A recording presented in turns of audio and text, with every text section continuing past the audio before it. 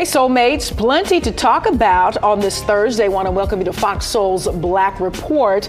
We're following the latest efforts to provide mental health services to Black Americans and the latest in the Shanquilla Robinson investigation. I'm Courtney Hicks. And I'm Nicordelai Corte. Plus, tax season is here and the deadline is quickly approaching. We'll have the tips you need when filing this year and the Black cosmetic company that's interrupting the beauty industry. They're the stories that impact our people. You know, we're going to give you our news, our views, and our voice. So let's get into our top conversation for the day. A man who has served more than 34 years of a 400-year prison sentence has been released after the state of Florida reinvestigated the case and determined he did not commit armed robbery. 57-year-old Sidney Holmes was arrested in October of '88 for allegedly being the driver for two unidentified men who robbed a man and a woman at gunpoint outside of a store. Holmes was convicted in a jury trial in April of '89 and sentenced to 400 years in prison. Prosecutors at the time had asked the judge to sentence him to 825 years. In 2020, Holmes contacted the state attorney's conviction review unit claiming he was, quote, factually innocent of the armed robbery of two people outside of that convenience store. My goodness. What a miscarriage of justice to serve for decades. Insane. He's never ever going to get that time back. And, you know, just reading some of the details of the story, how does one person get over 800 years in prison? Yeah. How does that even happen? Well, the prosecutor at the time, he was this particular Mr. Sidney was a repeat offender. And so in the prosecutor's mind, he felt like, let me give him as many years as he can so he will not walk out of this prison breathing, because if he had just asked for life, he would have been eligible for parole in like 25 years. But how egregious and sick and almost evil is that? Like, he asked for 825 years. He got 400. So it was still a win for the prosecutor in regards to proving his point. But now, fast forward, and these new prosecutors in this new day we're living in saying that it was wrong, we're about justice, and we apologize. But 30 years of this man's life is gone. And these are only the stories that we hear about. That's right. You know, think about how many folks were prosecuted by this prosecutor that are still serving right now. Yeah. Well, meanwhile, some South Carolina Republicans are now considering abortion an offense that should be punishable by death. They're working on a new bill titled the South Carolina Prenatal Equal Protection Act of 2023. And in the bill, the term person would include a fertilized egg at conception. The bill would ensure that an unborn child who is a victim of what they call homicide is afforded equal protection under homicide laws of the state. Basically, that means that a woman who goes through with an abortion in South Carolina would legally be eligible for the death penalty. You know, this brings up a point that Chris Rock made in his in Netflix special. He was saying, look, I'm pro-life in the sense that none of us would be here if our parents didn't, you know, choose to bring us into this world. He was referencing his daughters, but because he had two daughters, he said, I'm also pro-choice because they should be able to do with their bodies as they please. And so I kind of really agree with that. And what makes this so devastating and scary is that these women could be up for the death penalty even when the pregnancy is a result of rape or incest. That is insane. That's right. And what happens in South Carolina can easily happen in too many other parts of the country. That's right. You know, and so sometimes we look at it as, oh my gosh, you know, that's really extreme what they're doing over there. They're only getting started, right? And this is what leaders in the reproductive justice movement have been fearful of for a long time. This is a part of the consequence of the overturning of Roe v. Wade. Roe versus Wade. That's right. Let's move on here. U.S. officials believe UFOs may visit Earth very soon, with the Pentagon suggesting an alien mothership is in our solar system. Now, last week, officials theorized that these extraterrestrial crafts could send small probes to study Earth, similar to NASA missions. The Pentagon's All-Domain Anomaly Resolution Office, aka AARO, and Harvard University's Astronomy Department shared their findings on March 7th. AARO, launched in July 2022, tracks unidentified objects near Earth. In 2005, Pan-STARRS telescopes were created to locate objects in Earth's orbit, leading to the detection of potential alien presence. This is nuts. This is nuts. I mean, this is some Twilight Zone stuff. But listen, friend, we're here. Why couldn't other people be other places? I feel like there's other societies, and people call me kooky if you want to. I feel like, why wouldn't they be somewhere on their planet doing what they do and want to come and tap in and see what we all about? And they might be scared of us. And that's what I'm saying. We're a mess here on planet Earth. I'm just saying, I believe in the possibility. Listen, I was looking out my window last night, big picture window up in the sky, and they were like, you saw some aliens? No, they were like 3 streaks. And I'm like, how do these streaks get here with like no jet? You know, the little fumes at the jet. I was like, how did that happen? They were going straight up in the sky. They probably were coming to have dinner with me last night or something. I don't know. Well, you know, there's some people that say if you can believe in Jesus, you can believe in aliens too. The power of belief. Well, I believe that there's other folks aside from us. That's just maybe not folks as in human, but I believe there's something out there. Extraterrestrial beings. That's it. Yeah. Well, a ghost submarine floating in the Pacific Ocean was found with 2 dead bodies, and get this, almost $100 million worth of cocaine. Colombian officials say that the 49-foot-long submarine had 2.6 tons of cocaine on board. In addition to the 2 deceased, 2 other survivors needed immediate medical attention. Investigators say that there was an accident inside the semi-submersible due to the toxic gases from the fuel. It's believed that the Revolutionary Armed Forces of Colombia are the owners of the submarine that the government recently seized. Cocaine. That sounds like an episode of Snowfall. I'm catching up on my seasons. You were up late the other night. I know. Watching Snowfall. Rest in peace to John Singleton. I mean, what an amazing body of work he left. But listen, that's high tech, and that's a lot of cocaine. That's a lot of cocaine. Wow. Yeah. Wow. Yeah. That's a lot of cocaine. And you know, the fact that they're moving it by way of submarine. You know, I mean, you know, we're used to drug mules, but drug mules, they didn't got in the water. Yeah, it's 2023, honey. It brings a whole new meaning to something in the water. That's it. That's good. All right. The family of former NFL player Stanley Wilson Jr. is insisting that police beat him before his death. Now, Wilson died last month in an LA County mental health facility. This week, Wilson's family filed a lawsuit against the county 1 month after he was transferred from county jail and then died at the hospital. The attorney for the family says photos will prove that the former NFL player was a victim of excessive force by officers prior to his death at the age of 40. Only 40 years old. Yeah, this is pretty sad story. He's a former cornerback for the Detroit Lions, so I'm familiar with him. And I also want his family to check for signs of CTE if it's not too late, because there has been a mental history. He was charged last fall, if I remember correctly, for breaking and entering to a Hollywood Hills home, and he was found in their outside fountain bathing. So there's definitely been some mental issues. So as they're pushing for justice with this system here, I also want them to tap into the NFL and that whole CTE thing and see if that could have been an issue for him. Yeah, I mean, this CTE is nothing to play with, and we still don't know enough about it. We still don't know enough about it, and I think the NFL has some serious questions to answer, and so our thoughts and prayers are with his family. Now, new details have emerged regarding the suspicious death of 25-year-old Shanquilla Robinson in Cabo, Mexico. Reports reveal that Robinson was acting strange the night before her death, and her 6 travel companions fled Mexico after her passing. Autopsy results classified her death as a violent death with a broken neck as the cause. An arrest warrant for femicide has been issued for Dejanae Jackson, one of the travel mates. Lawyers for Robinson's family have sent a letter to President Joe Biden calling for an arrest. We just want answers. You just want answers. This has gone on a bit too long.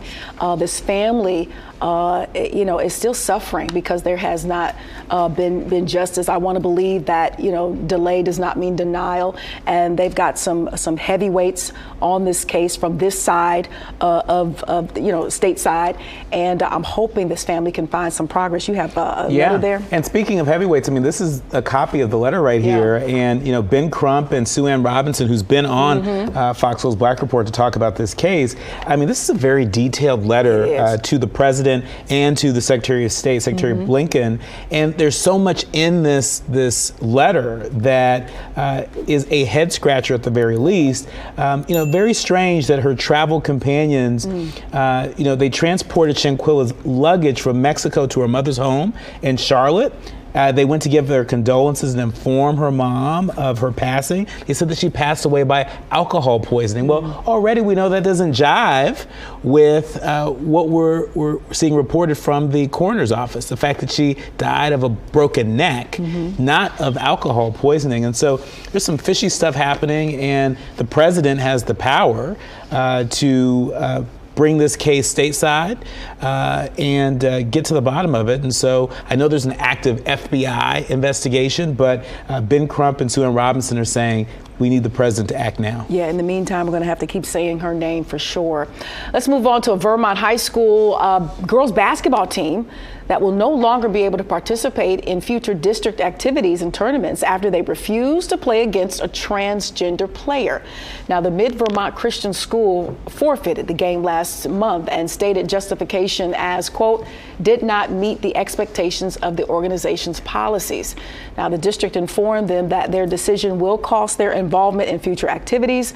The school responded saying canceling their membership is not a solution and does nothing to deal with the very real issue of safety and fairness facing women's sports in Vermont, and urge the district to reconsider its policies and balance the rights of every athlete in the state. This is an issue that I think is going to continue to hit the headlines. This idea of, trans folks in sports and whether or not, it's fair for them to be able to compete. We've talked about that a number of times on this program, how there are trans folks out there that sometimes they win, sometimes they lose in races against cisgender folks.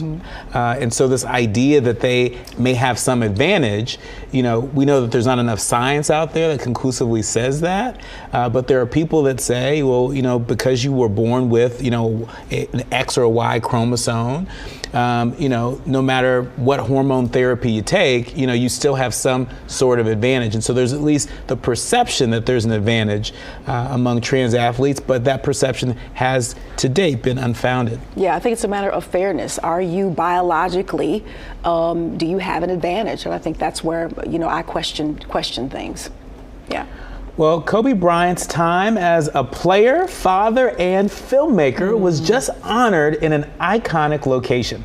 His hands and footprints were imprinted at the TCL Chinese Theater on the historic Hollywood Walk of Fame.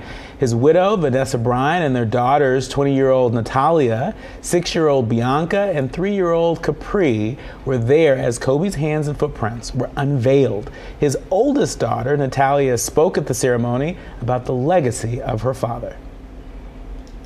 As you visit here for years to come, I encourage you to place your hands in his and take a moment to stand in his shoes. This will be a treasure for the city of Los Angeles and my dad's fans from all over the world to hold and to cherish. She is just stunning. And it's just good. I mean, you never know what's happening, behind closed doors. I mean, that's a lifelong of grief, if you will, and mourning. But how they've been able to be the epitome of moving on and living in a legacy and still honoring is just amazing. And it's good to see because we've all experienced devastating losses in our lives. And, they make it more hopeful, when you see them and they've got it together and they're still able to attend events like this and really show up in this moment. It's beautiful. And what a moving tribute to the late great Kobe Bryant. Yeah. And he is beloved by so many, and especially in the City of Angels. And so, the opportunity to actually put your hands in his, I think a lot of folks are going to take her up on that offer. Absolutely. And so really, really awesome to see. Still ahead, making mental health a priority in the Black community. Yeah, we'll tell you all about one event happening this weekend in the DMV area that's aimed to help improve our health on our terms. That and more straight ahead on FOXSOUL's Black Report.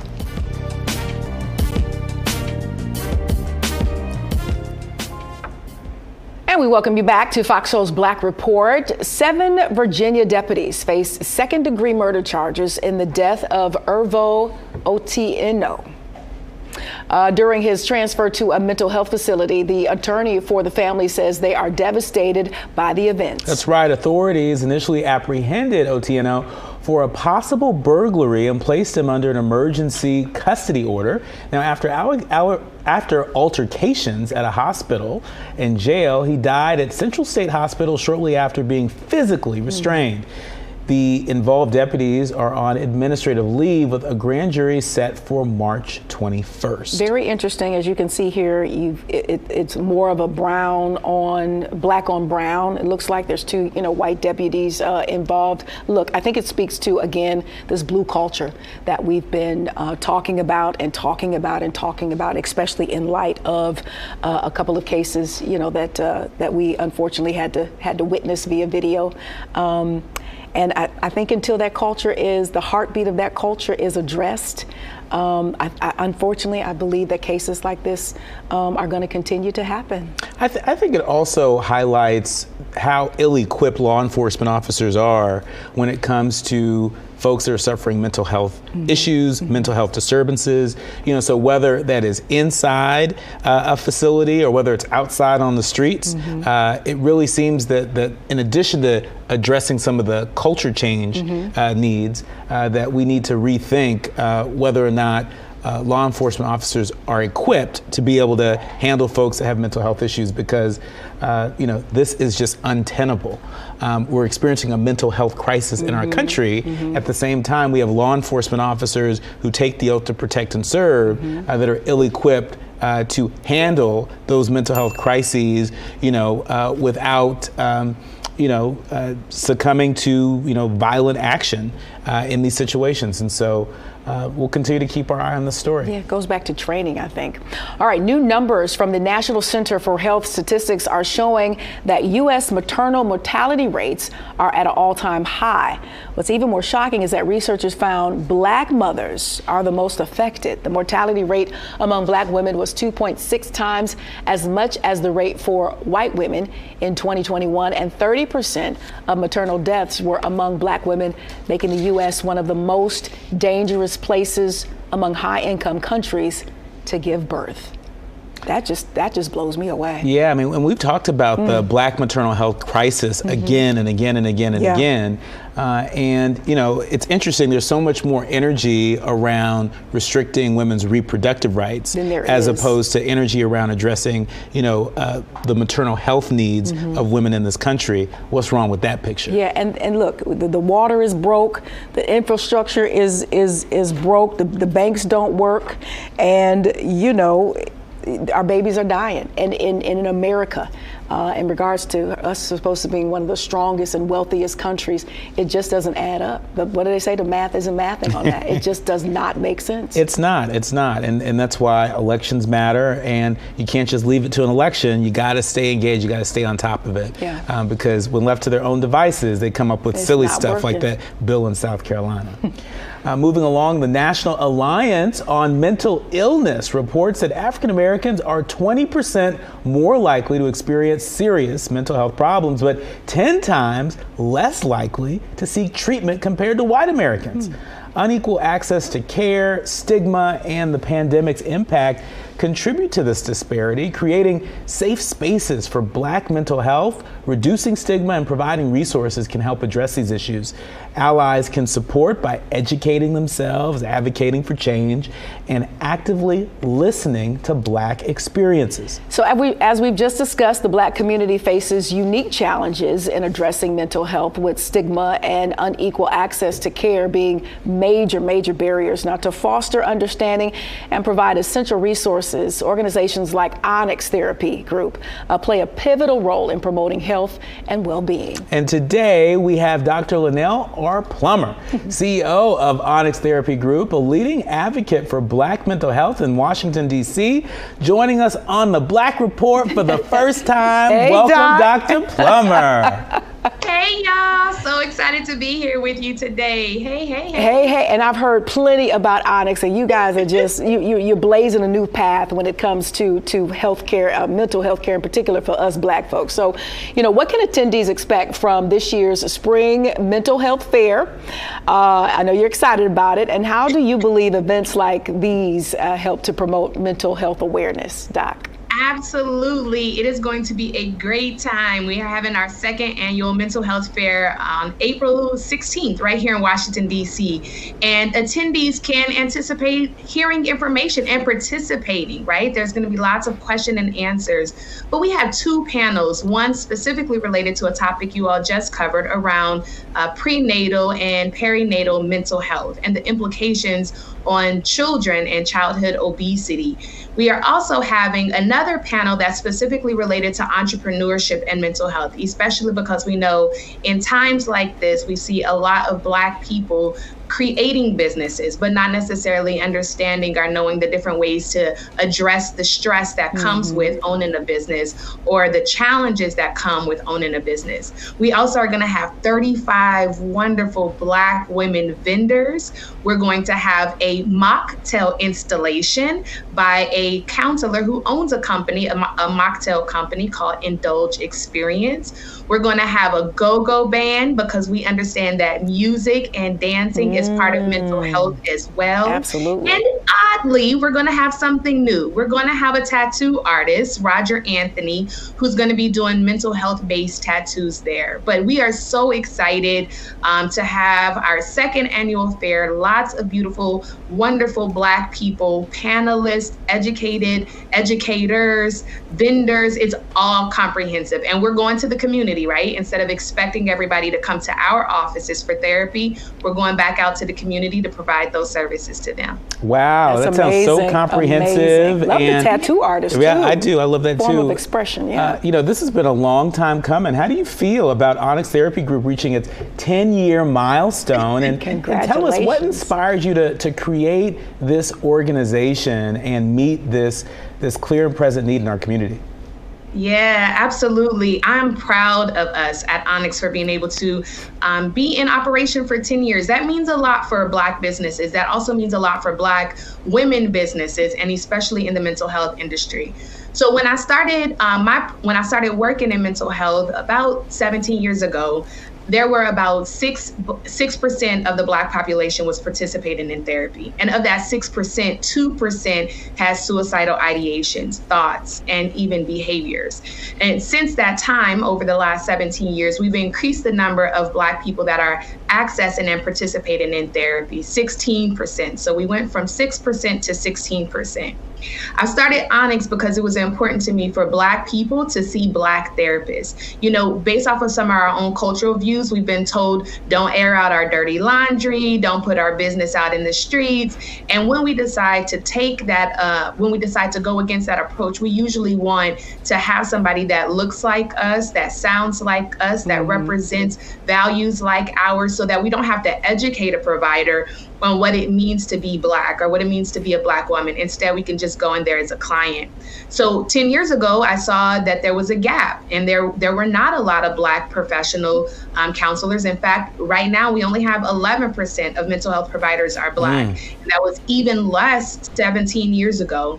So there was a need for us, and there's still a need for us. And because of that need, we've been able to expand outside of DC. So we're in DC, we're in Maryland, we're in Pennsylvania, we're in Minnesota. We're trying to go to all the places where our Black folks need us. Absolutely. Love it. We love it. And we honor the journey there. So just stretching your point just a little further, talk a little bit about the importance of destigmatizing conversations around mental health, especially in our community. And then how can, the Onyx Therapy Group, what are you guys doing to continue to work towards that goal? Right. So I think in our community, a lot of folks think about mental health in terms of some of the diagnostic processes. So depression and anxiety, post-traumatic stress disorder and such. And they think, I don't fit into those categories, so I don't necessarily need services. But they forget that we also need services as, again, we're trying to navigate and understand entrepreneurship or parenting or relationships, as we're trying to break generational cycles or learn skills that we didn't learn from our parents and from our ancestors. So different things around how to solve a conflict or communication. And not to say that our ancestors and elders didn't teach those things, but they taught it based off of the context that they were living. And we're living in a new time with a new generation, with new expectations, with access to technology. And all of that is overwhelming to be living in a space and not necessarily always feel that we have the skills to be successful there. Mental health is in everything we do. It's in our style, it's in our identity, it's in all parts of our lives. And so we just normalize that, and primarily through our community-based events like the fair and the quarterly events that we do as well. In our remaining moments, can you tell us what specific advice you'd give to our soulmates who may be hesitant to seek professional help for mental health concerns, and how can they find culturally competent care providers? I have a feeling you know exactly where they need to go. Well, of course, I'm going to say check us out over here at Onyx, because one of the opportunities that we have is that we also help pair people with good quality Black counselors. So there's websites like Therapy for Black Girls and Therapy for Black Men. There's also things like Psychology Today, but I know the quality of pairing that we do here at Onyx. So even if we can't provide the actual provider, we can actually put them in the right direction. And I know that for sure, because that's what we've been doing for the last 10 years. My advice would be seek out a therapist that reflects who you are and what you want to do in therapy. Have a goal in mind of what you want to be able to accomplish, and interview your therapist. Just like we interview our doctors and our dentists, and we make sure that it's the right fit, then we need to make sure we have the right fit for our therapists as well, because they're helping us with our psyche, with our mental health, with our skill development, with all things that are created for us and our identity. Indeed. Dr. Plummer, thank you so much for joining us today. I remember coming to your offices. I used to work in DC. The radio station was there. You guys had a big grand opening, and I remember it feeling very much like home. And I was just so proud of you sisters and all your counselors. So here we are 10 years later, and you are still doing the work, and we appreciate you so much. You're an official soulmate. You got to come back and join us as this conversation is ongoing, girl. Anytime.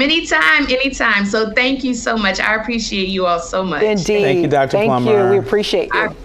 Have a good one. You too, darling.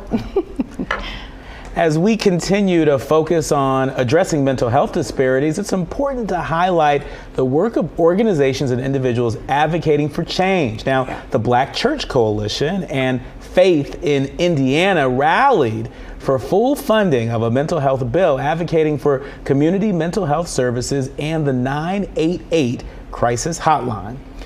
Senate Bill 1, with $30 million removed for an expanded crisis response system, is expected to be addressed in the state budget process. Advocates recommend $130 million yearly for crisis response. A fully funded 988 line could prevent tragedies like the death of an Indianapolis youth during a mental health crisis.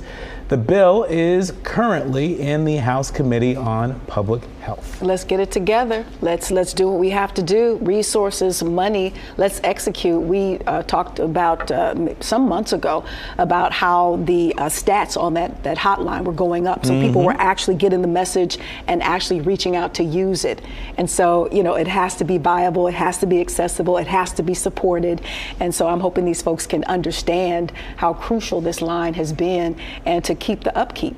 And to keep it where it needs to be, which is available. And especially being that the darkest days of the pandemic, they really aren't all that far behind us, right? And so we're still coming out of that. And, we don't know what the residual effect of that pandemic is in terms of our mental health, dare I say our health from the neck up and neck down. And so, this is a good time to be investing more in mental health. That 988 hotline has been a lifesaver for so many people across this country, and now is not the time for us to take our foot off the pedal. At all. It's to put our foot on the pedal and properly resource mental health care in this country. That's right.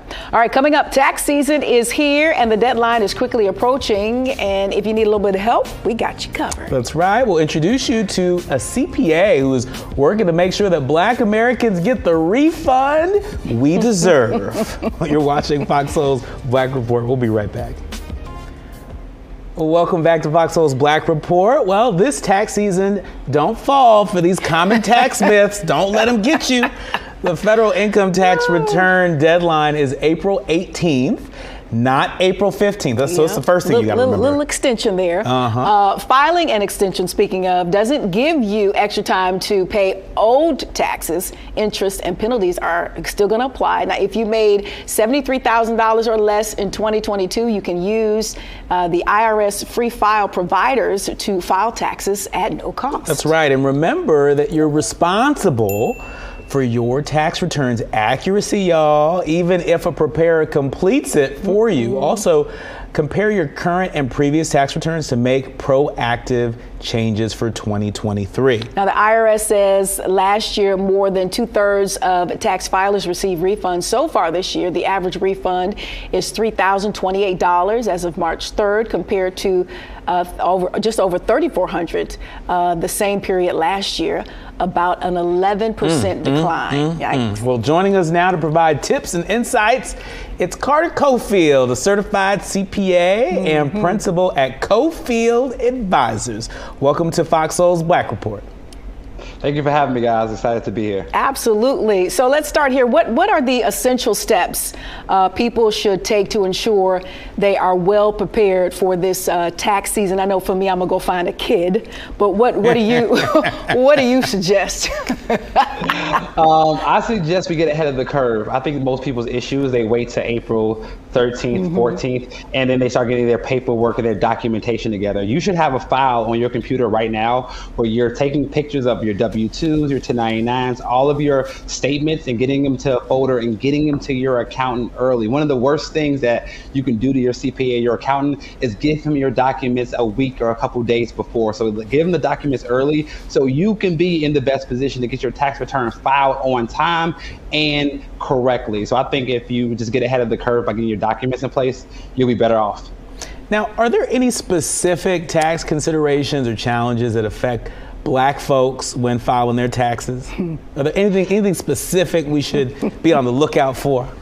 Yes. So first of all, New York Times just released an article that African Americans are 3 to 5 times more likely to get audited than any other race. And this is because we tend to try to overtake credits like the child tax credit, like the earned income credit, because we're trying to illegally boost our returns, and they're targeting people who are taking the child tax credit and earned income credit. So if we find other ways, more strategic ways to increase our deductions to get a better refund, then we'll get audited a lot less. And speaking of which, can you go into a little bit more detail and highlight some of the more important tax deductions and credits that taxpayers should be aware of when filing their tax returns? I know I've missed out on a few here and there over the years.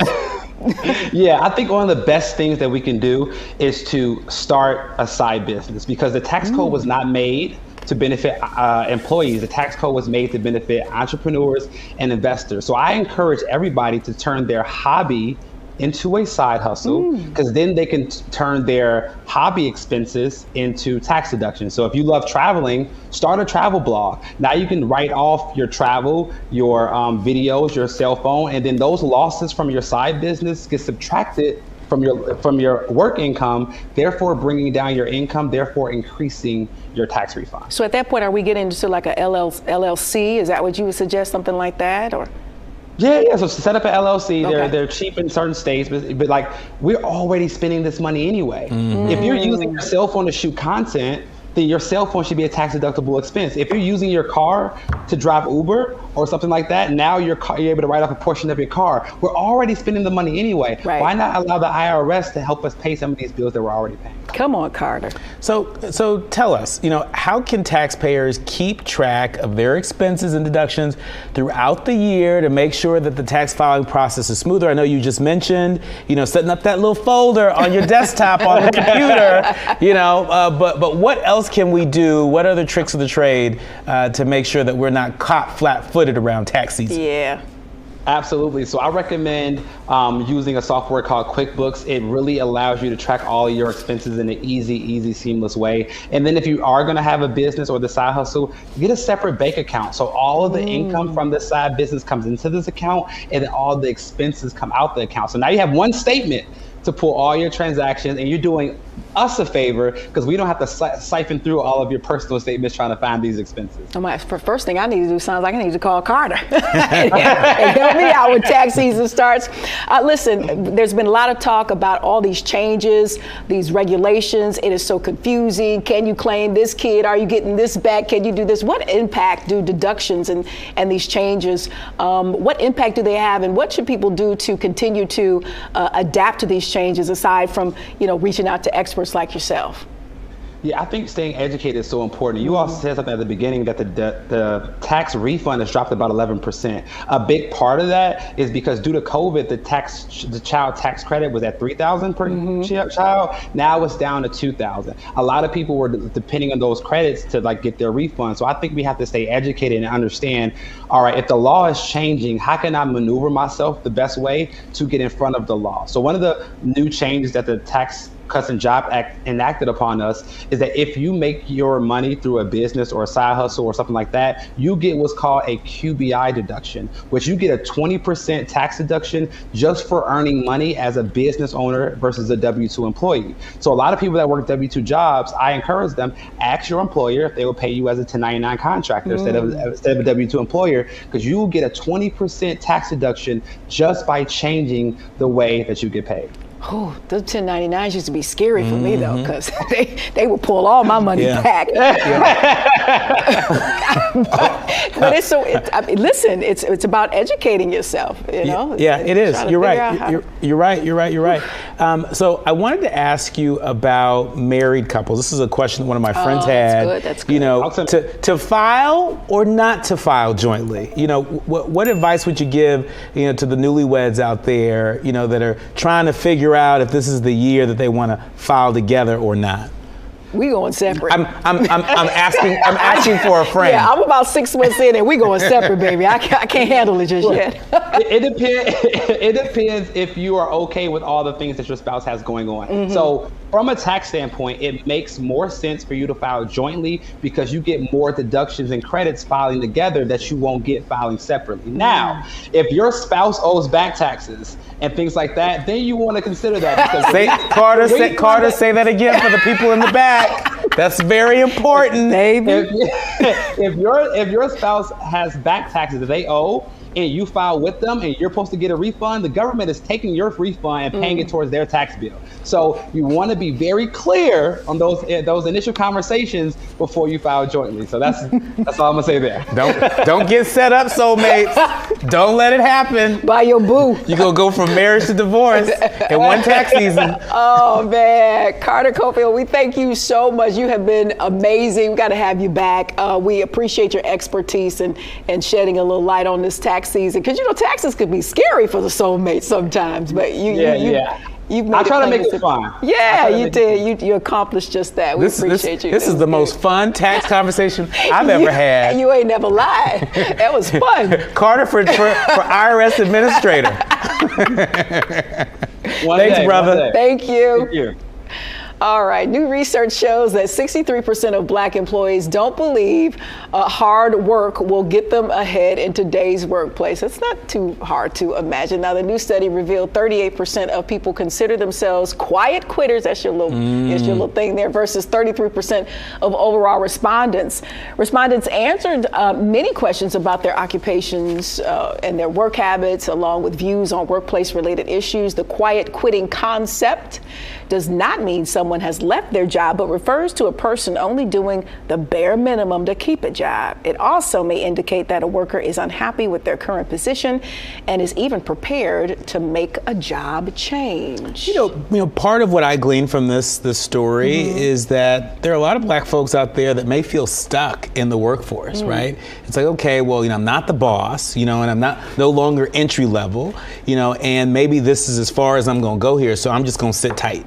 Right. And so, hence, becoming quiet quitters, or I think another way to look at it is they just sort of, resolve themselves to the fact that, okay, it is what it is. Yeah. I'm just going to make this work for me. Some of it could be like a little paranoia or worry or concern because, we know that sometimes corporations and companies don't invest. You give of yourself, you go above and beyond, and, you get a check every week or bi-weekly or what have you, but sometimes that extra recognition for those folks to upper management or ownership to see that, you're working on their behalf to better the environment or whatever the case may be, and sometimes people are just like, well, I could lose my job tomorrow, so I'm gonna just sit here and do the minimum, But to the point that Carter made earlier, I wonder how many of those folks have said, well, I'm gonna be a quiet quitter here, but I'm gonna start my side hustle, my side business, and I'm gonna redirect this energy that I was gonna give to my full-time energy, to my after-hours job. 60-40 energy,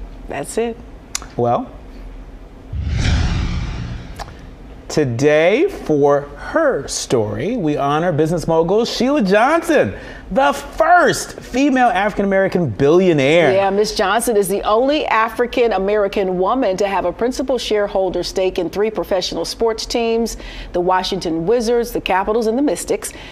And she also established Salamander Resort and Spa. I've been there. The only 5-star resort owned by a black woman in the United States, y'all. Shay shay foo foo la la. It's tucked away on 340 acres of the greenest land in Middleburg, Virginia. Johnson and ex-husband Robert Johnson sold BET to Viacom in 1999 for $3 billion. That was a huge story. I remember that. You remember that? Yeah. Big news. It was a big deal. It was big. She's a big deal. She is. And she's a lot of fun. She has quite a personality. And would you hang with her at the Salamander? Not the Salamander, but I saw her on the Vineyard and had a lovely conversation with her. Bye, Courtney. Read it.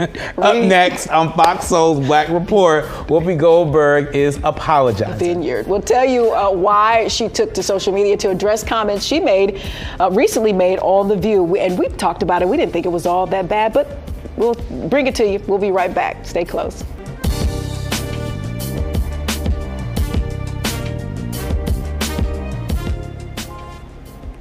Whoopi Goldberg is apologizing for an offensive word she used on Wednesday's episode of ABC's The View. She used a word that's an ethnic slur for Romani people. That's right. In a video, Goldberg apologized, saying that she said a word she used to say as a kid without thinking. Goldberg goes on to say that she should have thought, quote, a little longer before saying it. Now, this apology comes following previous offensive comments Goldberg has said about the Holocaust. And we talked about it in our morning meeting, and I've used the word before. She said she was buying something, and she felt like she got gypped. Yeah. And I remember my parents using it, and I know times have changed and things have become more offensive as we become, more politically correct and or sensitive. I don't think she meant any harm by it, but nowadays when you're on that huge platform like that, I guess you need to work on a need to know basis. So maybe she needed to know that would be offensive. I don't think it was anything egregious. Yeah, I mean, I don't think so either. And I think there are a lot of people that may be watching this right now that are like, that's offensive. I mean, we shouldn't be afraid to sort of educate one another, right? And we shouldn't be so quick, I believe, to assume malintent, right? And so, Whoopi Goldberg has no reason to, make light or make fun of any particular group. That doesn't seem to be her jam. And so, That's the way it goes these days. So follow-up kind of here with Michael Irvin, the NFL Hall of Famer and analyst for the NFL Network, released security camera video of the encounter in the hotel lobby that led to misconduct allegations made by a female employee. Now, Irvin filed a $100 million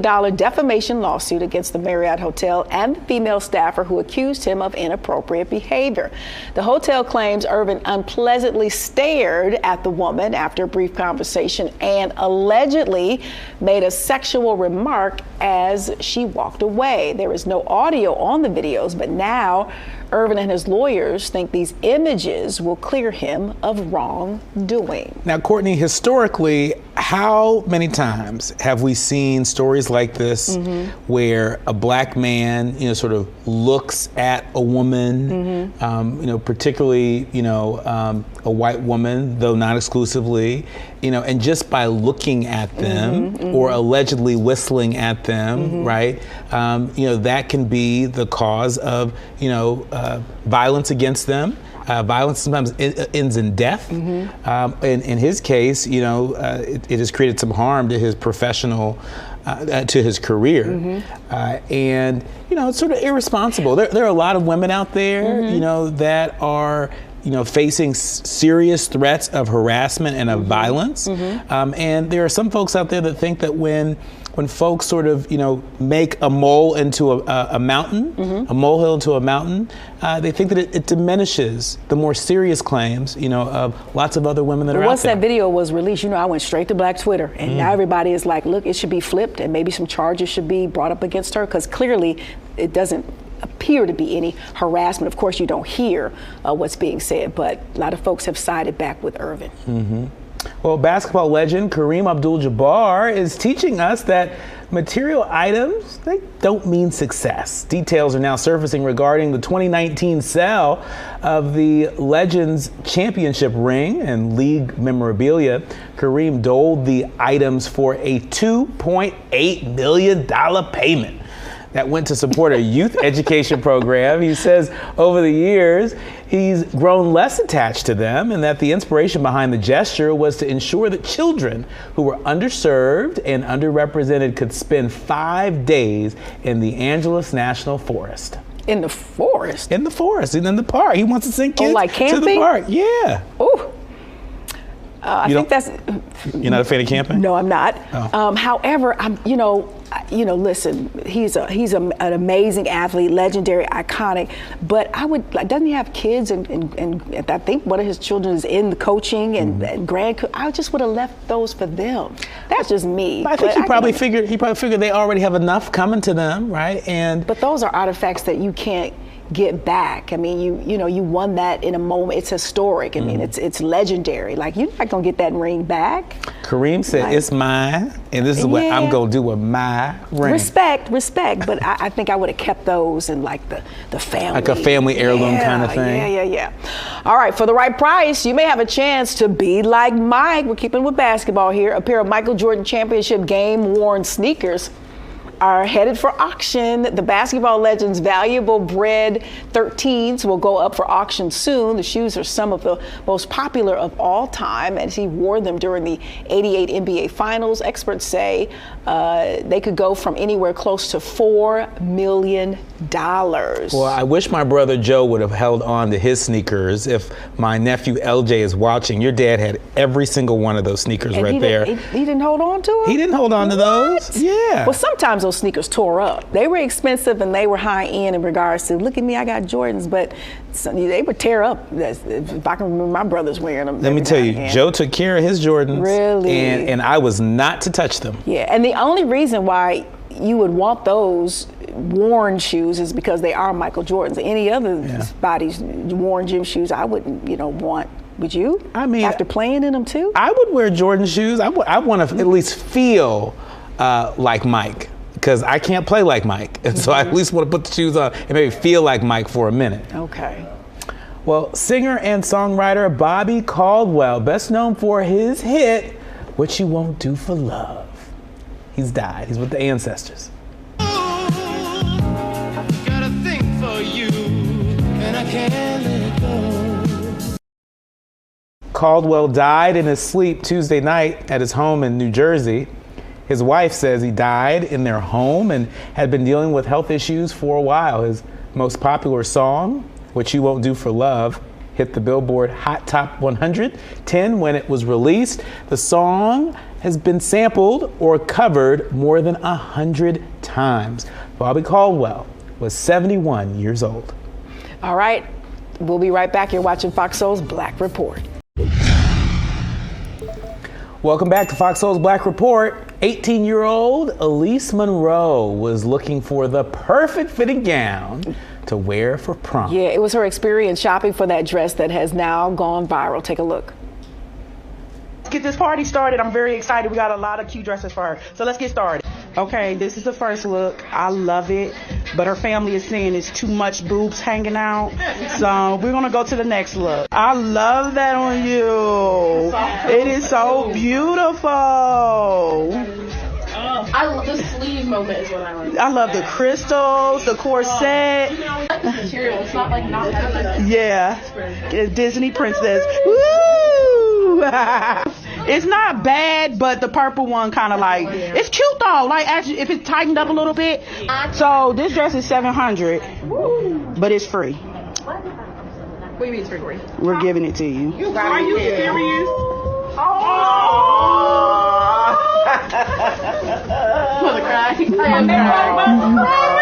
I gotta get my 10% back, and this is a part of it.